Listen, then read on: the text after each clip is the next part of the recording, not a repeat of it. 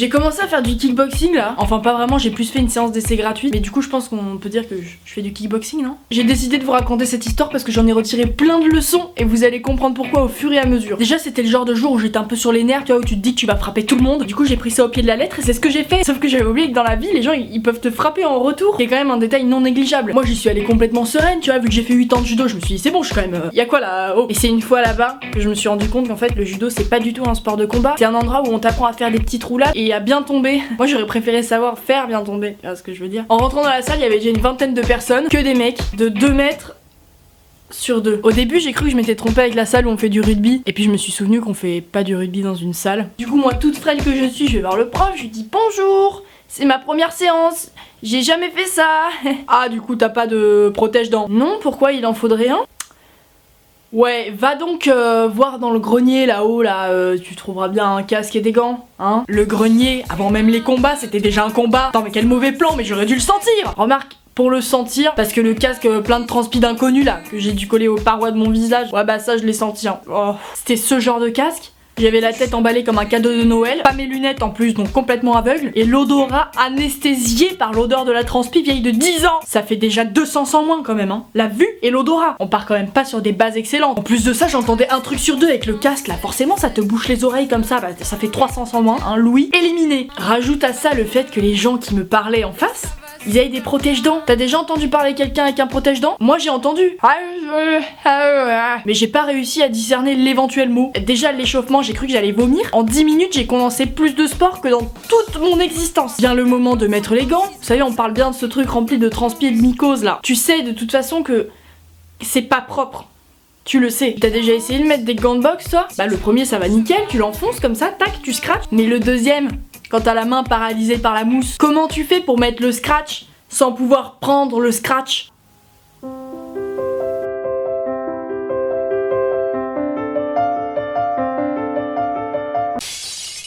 Et après t'as les mains comme des Playmobil, ça fait 400 anesthésiés là. Le toucher là n'existe pas. Remarque si, le toucher existe encore parce que moi quand on me touche, je l'ai beaucoup senti. Premier combat, tout le monde se met avec son petit poteau de coup de pied là. Tac, ça se tape le gant. Moi il me restait un choix.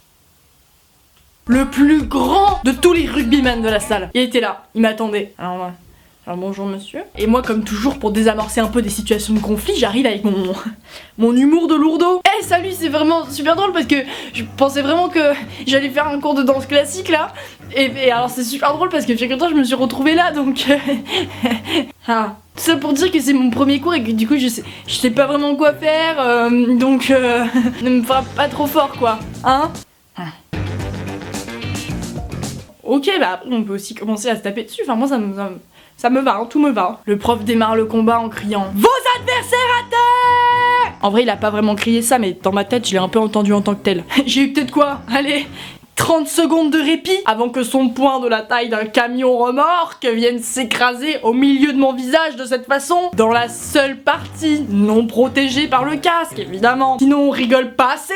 KO, première seconde. Je me sentais un peu comme dans Fight Club, ouais c'est vrai, tu vois, un peu badass là. Ah, y'a quoi là? Sauf que là c'est pas Brad Pitt qui est venu me relever. D'ailleurs si j'y pense bien, personne est venu me relever. Le prof était complètement indifférent à ma douleur. Leçon numéro 1, n'attends jamais qu'on vienne te relever parce que de toute façon ça n'arrivera pas et tu te videras de ton sang sur le tatami. Moi ce qui me rassure c'est que dans cette salle il y aura au moins une personne qui se souviendra de moi, c'est le tapis, immaculé quand je suis rentrée et maintenant à jamais marqué par les taches de sang de mon nez. Et avec tout ça j'ai la grande fierté de vous annoncer qu'on arrive au jackpot mesdames et messieurs, parce que cette fois c'est mon 5e sens qui a été complètement altéré par le goût du sang qui coulait dans la gorge, dans la langue et tout. Le goût là, éliminé, fini. Qui nous amène à un total de 5 sens altérés en moins de 30 minutes de cours. Champion. D'ailleurs vous savez que j'ai encore mal au nez, sauf que j'aurais quand même bien aimé avoir tu sais un gros bleu ou des yeux au beurre noir et tout, un truc un peu badass tu vois, parce que là quand je raconte que je me suis fait fracasser la gueule aux gens, bah ils me croient pas. Toute cette souffrance pour qu'on me rie au nez. Remarque, je préfère qu'on me rie au nez plutôt qu'on me mette son poing dedans. Le deuxième combat arrive, on se relève, toujours d'attaque, je me retrouve avec la seule meuf du groupe, je me dis yes, je vais échapper au chaos en 1 seconde cette fois. On en revient aux leçons dont je vous parlais tout à l'heure. Vous savez quand on dit que l'habit ne fait pas le moine, bah moi je pense que la leçon numéro 2 c'est qu'il faut pas se fier aux carrures des gens, tu vois, parce que petits, grands, gros, maigres, ils sont tous fourbes de toute façon. Vrai. Cette fois c'est pas des coups de poing que je me suis pris, mais c'est des coups de pied dans la tête. Là comme ça là, pied là. Moi je pouvais pas riposter, t'imagines, j'avais déjà du mal avec une main, comment tu veux que je me serve de tout le corps? D'autant plus qu'elle avait des protèges tibia et qu'elle me frappait avec sur mes petites cuisses fines et délicates. Moi j'en avais pas. Vous voyez la mer rouge ou pas? Bah c'est un peu la forme que les hématomes ont pris sur ma cuisse. Drôle ça. À un moment le prof il a vu que j'étais clairement en train de mourir. Ouais. Du coup il est venu me coacher, tu vois. Il m'a dit un truc dont je me souviendrai toute ma vie. Si tu restes dans la zone de confort de ton adversaire, t'es mal barré. Alors il faut adopter la technique du lâche. Tu frappes, tu fuis. Tu frappes, tu fuis. Tu frappes, tu fuis. Je me suis dit que ça aurait pu être une jolie troisième leçon. Puis au final pas vraiment. Sauf que moi j'ai la condition physique d'un phoque. Attendez, il va vraiment falloir changer à faire une petite pause là parce que vraiment ça va pas être possible. Qui me pousse? Asthmatique, le phoque. Un phoque asthmatique. Pour finir, je suis un peu fière, je m'en sortais pas si mal. Je commençais un peu à prendre la conf. Tac, j'arrivais à mettre des petits coups de pied là. Bon, sans la toucher évidemment parce que cette meuf c'était un peu comme les vifs d'or, tu vois, toujours à tout esquiver là. Le moment béni où je la touche. Je parle d'un moment béni au moment où je frappe quelqu'un. C'est contraire à tous les principes qu'on m'a jamais appris. Vous savez ce qu'elle a fait? Elle s'est arrêtée de combattre parce que je lui avais fait mal. Déjà, je savais pas qu'on pouvait arrêter, sinon je l'aurais fait depuis longtemps. Et moi, elle s'est acharnée sur mes cuisses comme un presse-purée s'acharne sur des patates et on lui a rien dit. Et elle, il a suffi d'un petit coup de pied. Bon, certes, bien placé, mais quand même, j'avais l'impression d'être dans Karate Kid. Vous savez quand il fait la technique de l'autruche là. Mais enfin bon, je préférerais quand même que l'hôpital vienne me secourir au lieu de passer sa journée à se foutre de la charité, si vous voyez ce que je veux dire. Le dernier exercice c'était de mettre des coups de pied dans des sacs. Enfin ça c'était pour les autres parce que moi on m'a mis au poste de la personne qui tient les sacs pendant que les autres donnent des coups de pied dedans. Ça donnait à peu près quelque chose comme ça. Mais on m'a mis à ce poste parce qu'en fait on m'a dit que c'était primordial. En fait, on m'avait dit donc du coup j'étais à ce poste primordial, ouais. Après une heure de torture, la séance se termine. Enfin, j'enlève mes gants, j'avais les mains fripées tellement elles avaient macéré là-dedans. Bon, vous avez bien travaillé. On va faire 10 minutes de détente pour tout le monde. Bon, yes, super, on m'annonce ça, j'étais super contente. On va faire 10 minutes de gainage sans pause. Oh super, j'adore la...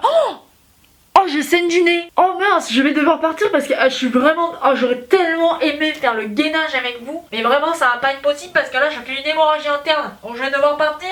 Bon gainage à vous en tout cas, hein. Allez, à la semaine prochaine. Oui, allez, bon gainage. Et voilà, c'est comme ça que ce jour-là, j'ai perdu un peu de sang, mes 5 sens, une partie de mes poumons que je dois aller chercher d'ailleurs, et à peu près l'intégralité de mon amour-propre. En tout cas, j'espère que vous avez aimé cette histoire. Attendez, je suis en train de vous poser sur un emballage de galettes des rois. J'espère que vous avez aimé cette histoire parce que moi...